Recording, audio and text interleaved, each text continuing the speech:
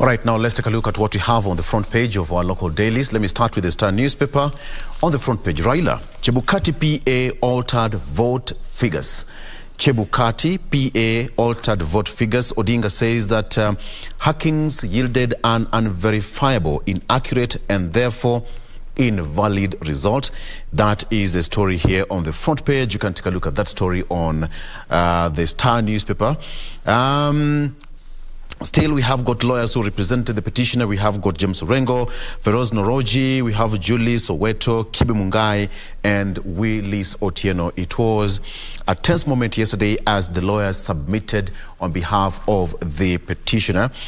Kenyatta holds closed-door meeting with Azimio leaders. This happened yesterday in Mombasa as he made his first public appearance since he was last seen voting on 9th of August.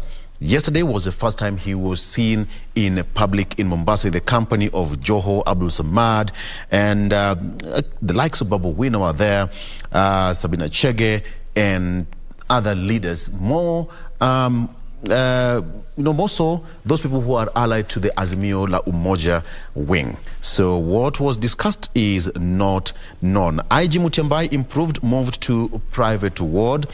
Kenya begins rare brain bone disorder scans. Let me give you that story by about the IG Mutyambai. He says that IG Mutyambai moved to private ward. Police boss suffered a stroke but is responding well to treatment. Police IG, doctors treating him said that the pressure in his brain is stabilizing and he is responding well to medication. He collapsed at his home on Thursday last week. There are plans to fly him out of the country depending on how he responds to medication. And of course, once that happened, a stroke occurred when, okay, let me just get it. Now, after that, he delegated his duties to his deputy, that is Noor Gabo, who is now the acting IG. Gabo, he was rushed to the Aga Khan Hospital's HDU on Thursday night. The HDU is a specialist ward providing intensive care for the patient. So according to the reports, he is responding well. How Uhuru could cripple Wetangula Speaker bid, the president in position to complicate his resignation through delays. President Kenyatta is in a pole position to cripple Bungoma Senator-elect Moses Wetangula's bid to become the next National Assembly Speaker. Now, it has emerged he could play a lethal card to stop the Ford Kenya leader and Kenya Kwanza ally of President-elect William Ruto in his tracks. This is just but some of the hypotheses here, a story that you can take a look and it will be interesting to see. Something that is also quite interesting, which I love, Music Festival back in Kisii County after a 2-year break.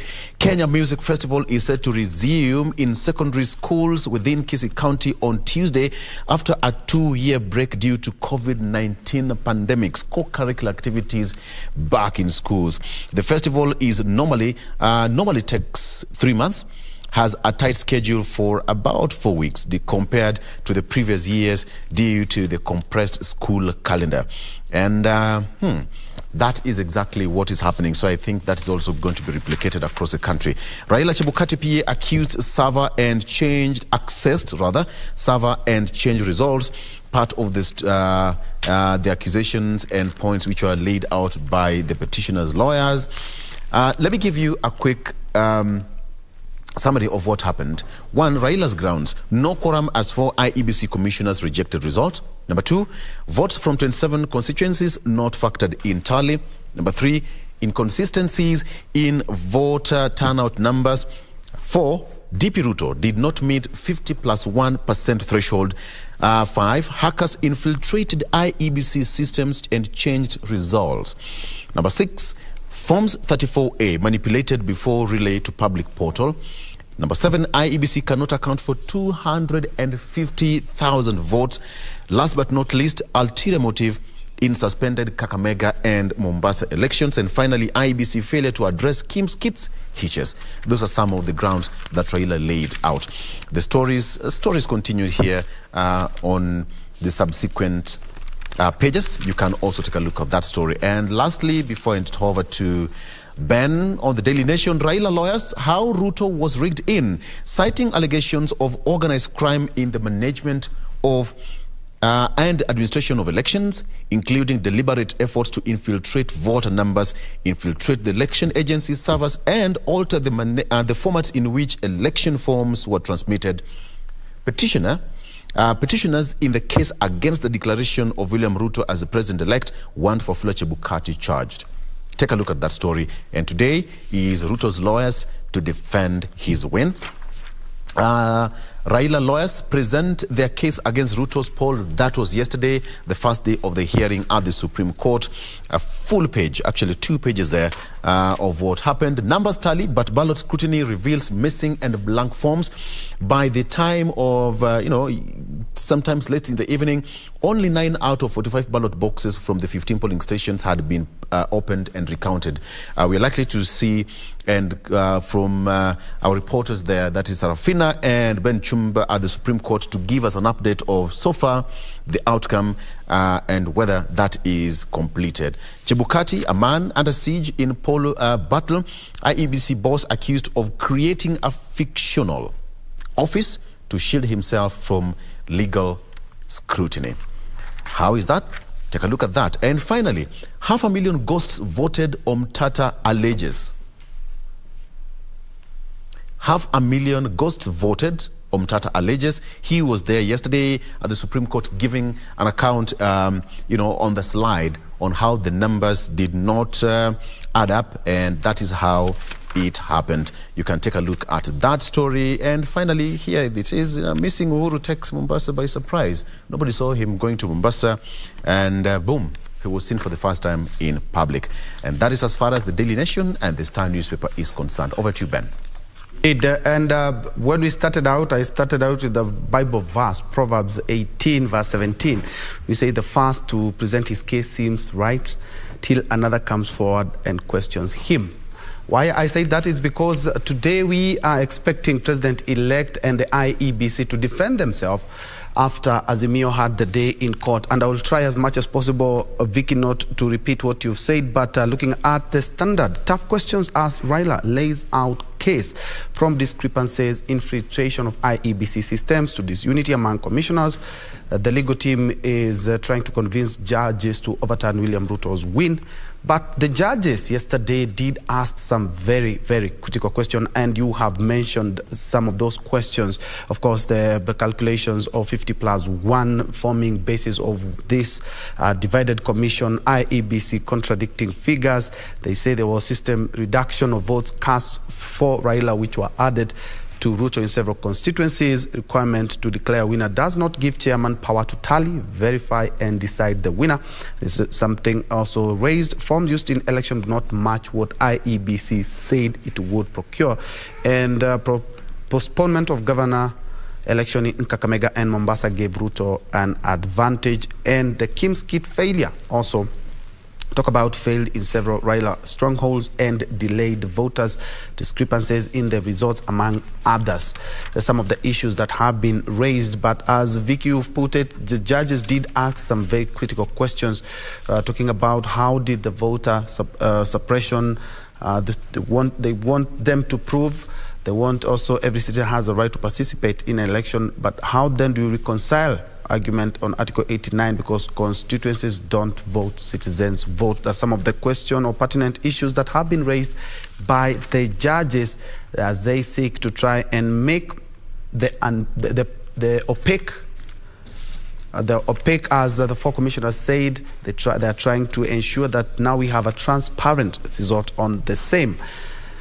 2, 3, 4, 5, all talking about the supreme battle. There is also a profile of the top lawyers, including former AG Githu Muigai. We have seasoned lawyers Kioko Kilukumi, Githure Kindiki, Paul Muite Orengo, Fred Ngatia, and Paul Mwangi, just forming part of the legal council representing both sides. And in total, we have over 100 lawyers, not to mention the other lawyers who are playing the strings from the back as they try to put things into perspectives. And Moving on, Omtata also raised about the issue on fictitious votes, as Olo has called them, ghost voters, where he's talking about 1.6 million Kenyans who cast their ballot for the presidential results after the polls closed. 1.6 million. The court would want to know exactly what transpired, because Omtata talking about Kim's Kit transmitting results 23 hours way after the elections had already been closed. Of course, there are discrepancies that have been found in the scrutiny of the forms for the 15 polling stations, that those are being recounted. And in the Standard, they have a pictorial here on how the judges, how the lawyers, the security, the ballot boxes, the tallying, and of course Kenyans waiting eagerly to know exactly what is happening. But away from matter supreme, because today is the second day of full hearing, we'll be crossing over a little bit later. But Vicky, I've noticed something that I heard about it on Monday. Families burying their kin in sacks, blame it on poverty. They say they're buying a sack at 50 shillings and they don't even need a church service, and the burial takes about 20 minutes, just to underscore the inflation in the country, the high cost of living. And it's a village in Ndindiroku, village in Kirinyaga County, where they are urging locals to join and help burial welfare groups, because they want their kins to be buried in a dignified manner. Yes, indeed, the games are back. The music festivals for our kids are back. And in Rift Valley, it was no exception, as the Rift Valley Regional Secondary School Music Festival that was supposed to be kicking off yesterday will be kicking off next week. Moving on, Mongaro Tours Ailing Hospital. When it comes to matters health, the governor seems to have started out by checking out the ailing health sector. This is Mongaro in Kilifi County. We have Cecily Mbarire in Embu County, and we've heard of the Nakuru governor also touring the hospital and pledging. And actually, in one of the stories that we ran a little bit earlier, they waived 5 million shillings in bills. And talking of health, a man commits suicide after cancer diagnosis. A 60-year-old man, after the diagnosis, he took his life by hanging himself. And moving on, NEC has released timetable for CBC and 844 exams. All schools have until September the 9th to download and administer examinations under the competency-based curriculum.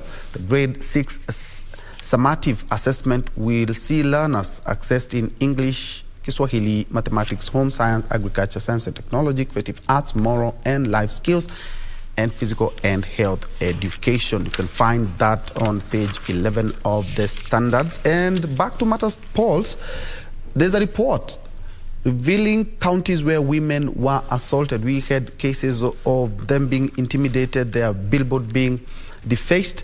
And a study by FIDA shows Kitui had the highest number of sexual harassment cases. Kajiado topped in physical assault, while cyber bullying was highest. Not in Nairobi, not in Mombasa, not in Nakuru, not in Uasin Gishu, but in Siaya. Several women were sexually assaulted, while many suffered verbal abuse before, during, and after the general election. Is something that FIDA urges the government to investigate, and also something that, of course, Kenyans were looking yesterday, and they saw something that they had not seen since 9th of August, the presence of the President, Uhuru Kenyatta, who was in Mombasa yesterday. They talk about President enjoys ice cream in first public appearance since the election, together with outgoing Mombasa Governor Ali Hassan Joho, Governor-elect Abdul Swamad Nasir, among others. There you can see them at the Makadara Road. They're walking, and actually you can see how the President has donned his casual wear. Flour exporters now turn to ships to cut costs. The Russia-Ukraine war has made a lot of issues when it comes to the export and importation of a lot of things from the West, And now Kenya is trying as much as possible. We had a story on how they are doing in order to ensure that the avocados do get to Russia by using ships and using countries like Armenia so that our products can get there. Russia being one of the countries that is leading in the country when it comes to our avocados. And a quick look at the People Daily, the headline, why Raila wants results rejected, more or less the same question on the Supreme Court. And as I had alluded to earlier, is that today we are expecting to see IEBC and the first respondent, who is William Ruto. Inside the vote recount in 41 polling stations reveals missing blank form 34As. Allow me not to repeat that. Also, Vicky had checked on that. And something else, eyes on Chebukati's conduct at Bomas. That is something that also was raised in the petition yesterday. Something else that Vicky we had not touched on is on the drought in the country. North Rift locals in urgent need of food assistance. And there's something that I had seen earlier. Red Cross has started offloading some of the animals, the camels, the cows and the goats for farmers, as in Kajiado, drought leaves 600,000 in Kajiado facing starvation. That just underscores the current situation that the country is currently facing and could also be blamed on why the inflation rate is quite high. Moving on, of course, the governors are slowly but surely picking up pace. Mungaro picks new team to replace Kingi. We see Will Nasir walk the talk of Mombasa port restoration. Those are some pertinent questions being asked there in some of the reviews. We are also moving on inside, talking about more or less like the petition and some rekindling memories of the 2017 petition as well. And going back to counties, Kihika orders release of patients detained over bills. There's something that we had carried also in our news items, with about 5 million shillings that had accrued since the year 2020, and also promised to better the health infrastructure in the newest city in the country. Household feel the pinch. Are you? As inflation hits 8.5%. The data from the Kenya National Bureau of Statistics show the measure of cost of living rose in August from 8.3% in July to 8.5%, a 62-month high. Of course, the drought and the politics do always polarize the economy, of which we are hoping that after this is done, we can pick up, and the economy will also pick up as well. More or less, we have companies, a lot of companies posting huge profit margins. Wow, it's quite a contradiction. Vicky, we have 8.5% inflation rate. The companies are making billions in profits. I think they should be helping our Kenyan economy as well with the tricks, so that we may try and have our inflation in check. And of course, in sports also, just let me quickly mention this, our fastest man in Africa, that happens to be Africa and Commonwealth champion Ferdinand Omanyala. Yesterday, he was at the World Championship. He was beaten to second place by World Championship silver medalist Marvin Brasse in the 100 meters at the World Athletics Continental Tour. And going to the EPL, Arsenal, some teams won, but Arsenal, Vicky, Arsenal won. 2 goals to 1. Don't know whether you know that. 2 goals to 1. We are still at the top of the table. We're still at the top of the table, unbeaten. Yeah, unbeaten. We're doing well. We're doing well. Yeah, Kuna Katim Fulani, well, I don't want to mention the name. Yes. Doing so badly. Yeah. We are trying. Doing so badly, but that is the nature of football. Yeah. EPL can be so ruthless and unforgiving. And that was why it's the most loved and most watched league in the world. Yes. Because it's very spontaneous. It's spontaneous. It has got a definite timetable. And, you know, without football, I think, as men, we can live a very bad life for the weekend, you know? Yeah. Exactly. Yeah. But yes, Arsenal, Viva. Viva. Yeah. Back to you, Vicky. Thank you so much. All right, so far, let's just take a quick break. And of course, Wakili Eliud Ngugi is an advocate of the High Court. He's already in studio, and we just want to make sense of what happened yesterday. Of course, not going into the merits of what was discussed, an overview for the benefit of you there at home, and for us to just understand what we should expect today, tomorrow, and even the coming days at the Supreme Court. That and much more coming up shortly after this break.